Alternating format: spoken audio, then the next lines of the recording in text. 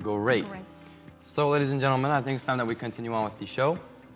To continue on really quickly, people, let me repeat you guys the riddle of the day, which is, what can you keep after giving to someone? So pay attention to that. What can you keep after you've already gave it to someone? Yeah, for sure.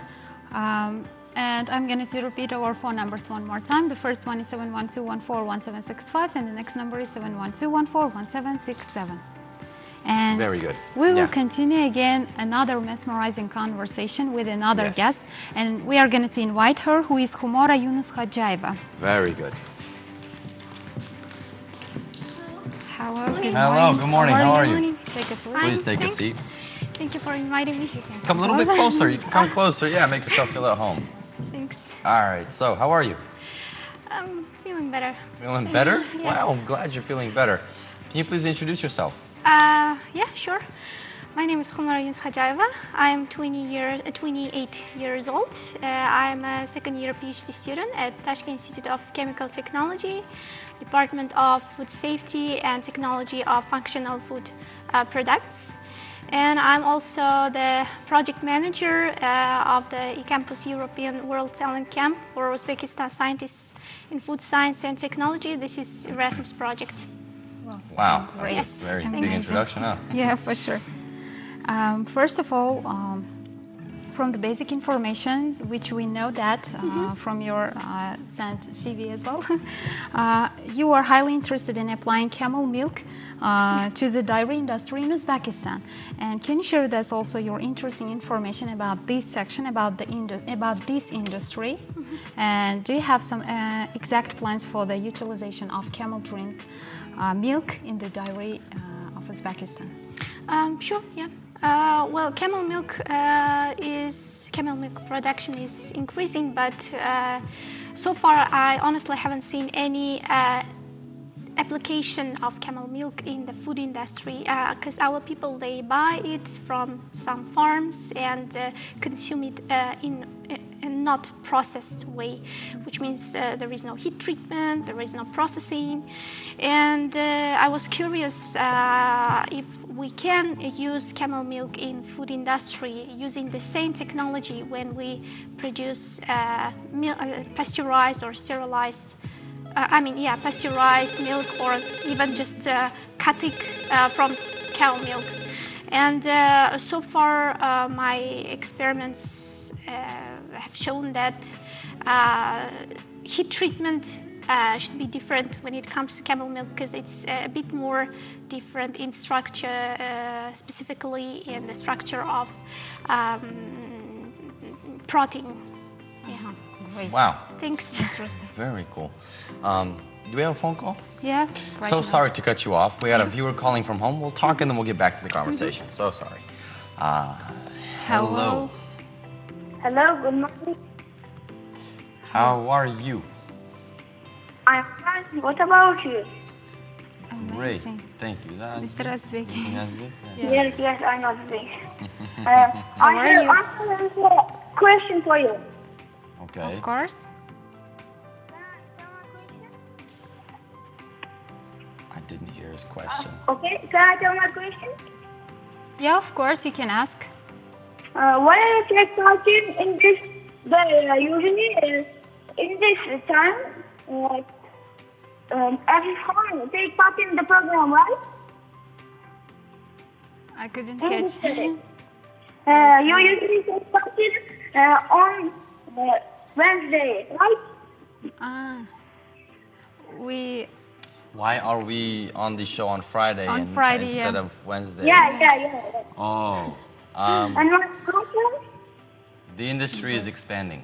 My answer is your word. Your word? Yes. Great answer. Good answer. Thank you very much. Thank you very much. And keep following Yeah, us in order to know the exact answer. Goodbye, thank you. Goodbye and have a nice day. Have a nice day, thank you. Bye. He has to come to the show one day, you know what I mean? Yeah, Probably for his sure. dream. So we were talking about the utilization of camel milk and its application in Uzbekistan. From where did this idea come to your head? What sparked your interest in it, or where did you get the inspiration? Well, I guess during the time when I was a senior student at the university, I was curious why such countries as Spain or France, they produce milk, produce dairy products like cheese or other from ewe milk, sheep milk, goat milk, and other buffalo milk even. But why do not we apply the same thing in here? Because cow milk is more allergic, for instance, in comparison to camel milk, because it has a different, again, protein structure. That's why some people have the allergic reaction to cow milk. And it could be healthier for some group of our people to consume. Got Great. you. Wow. Very interesting.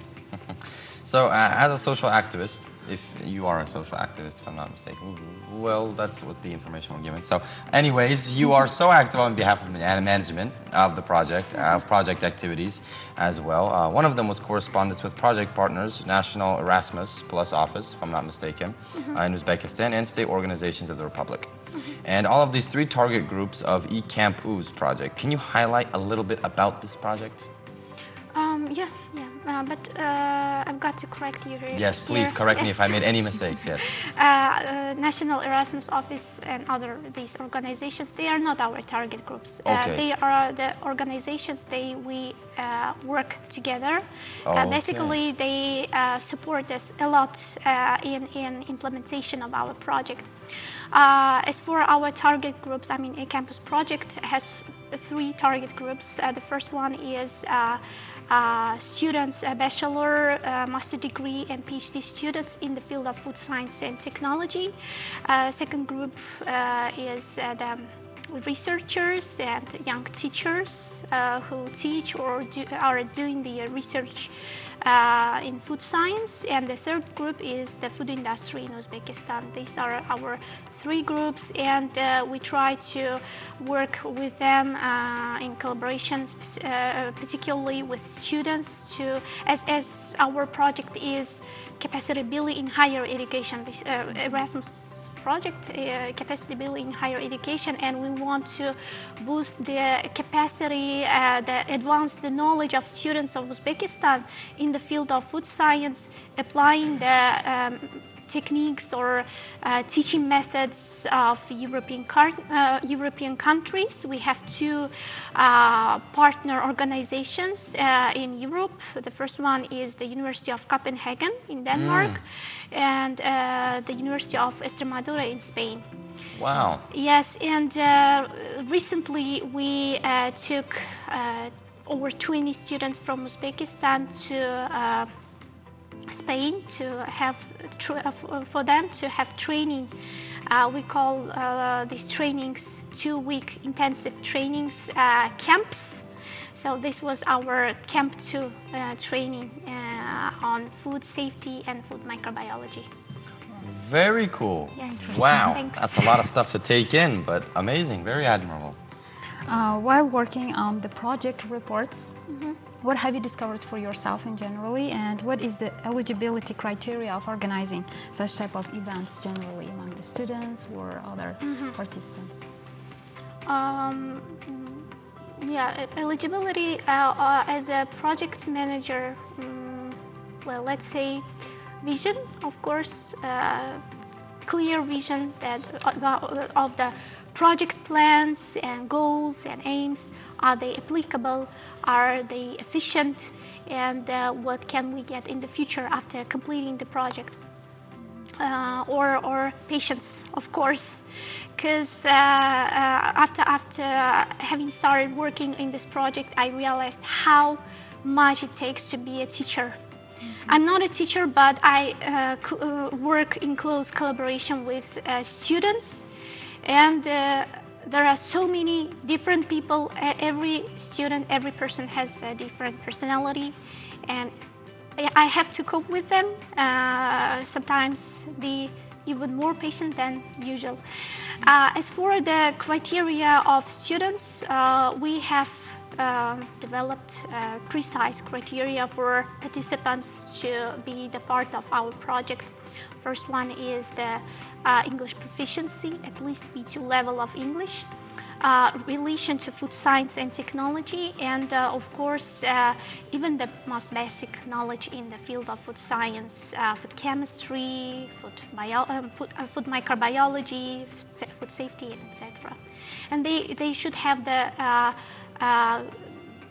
goal for participating in our project. What is the meaning for them? How will they benefit by being the part of the campus project, and how will they implement the gained knowledge in food science and technology in the future? These are our criteria. Right.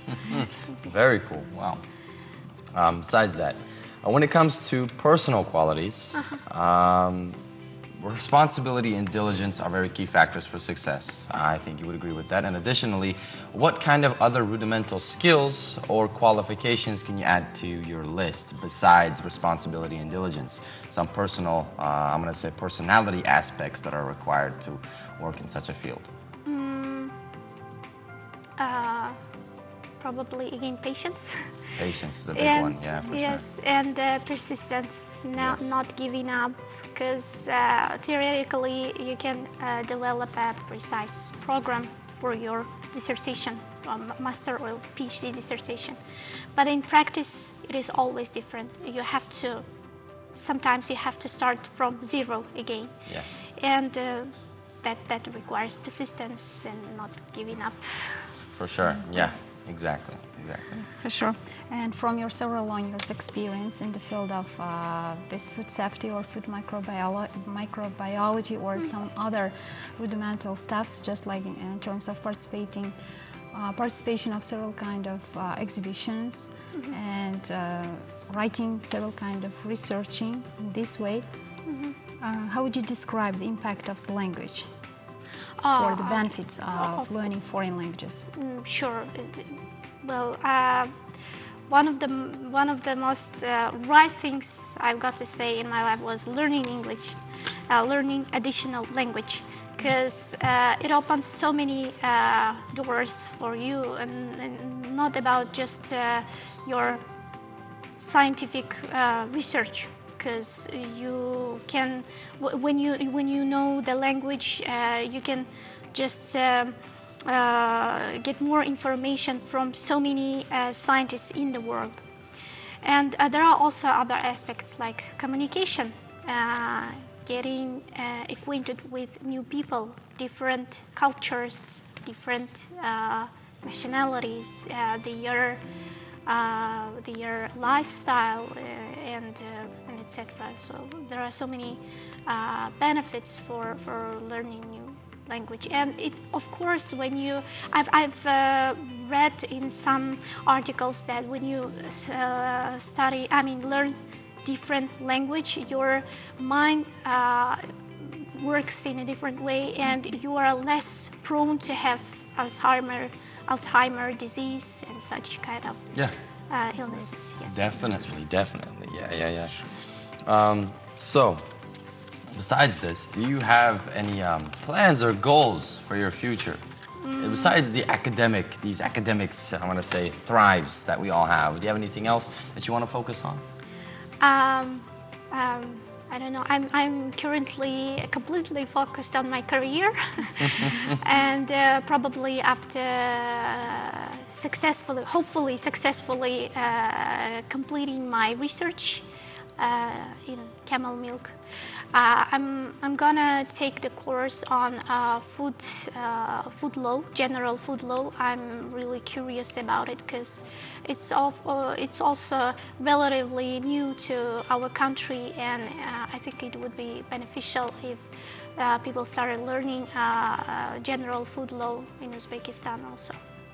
The food law. Yes. Can you give a little bit of clarification? What do you mean food law? For instance,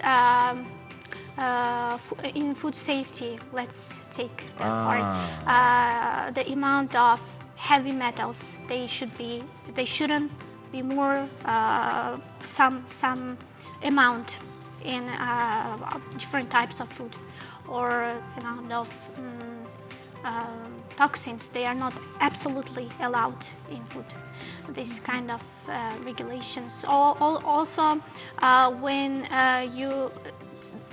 you are food, when you work in food production, and if you are an entrepreneur, you want to sell your product to other countries. So there are regulations to export your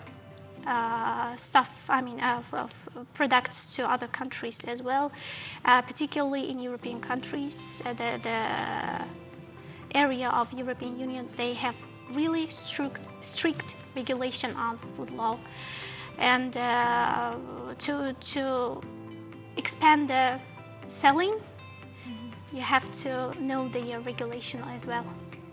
Wow, so it's a strict field, huh? Yes. Wow, very interesting. Never knew that. Basically, what have you discovered for yourself in this field, or what kind of cooperations or partnerships have to be initiated in order to the improvement of the food safety in Uzbekistan, or what kind of regulations have to be taken into consideration in terms of the distribution in the best way throughout all regions of Uzbekistan? Being more introduced to the international experience, probably, because, for instance, when we were in Spain, when we took our students there, we also had one day trip to the food industry in Spain, and I saw there how lambs are slaughtered in the slaughterhouse, and that was absolutely clean and totally different from our slaughterhouses, to tell you the truth. And this experience should be also applied in here to have more safe food products. Cleanliness is also a very big factor, for sure, yeah. But it's a logical factor. It's not something that should be taught, right? And another key factor there was how they recycle every single stuff coming from the slaughterhouse. The intestines, the skin, the hair, yeah? Blood, everything, fur. Really? Yes. Wow, that's not something we do. We dig a hole and leave it there, you know what I mean? Yeah. Gotcha. You want to continue? If I'm not mistaken, we are coming to the end of our conversation. And there's why, if you have some kind of advice or recommendations, can you share with us what we have to carefully pay attention when we are consuming something or buy something, especially related to the food markets suggestion, you mean? Yeah. Open your eyes, basically, right? I know that in Uzbekistan, one of the common problems is the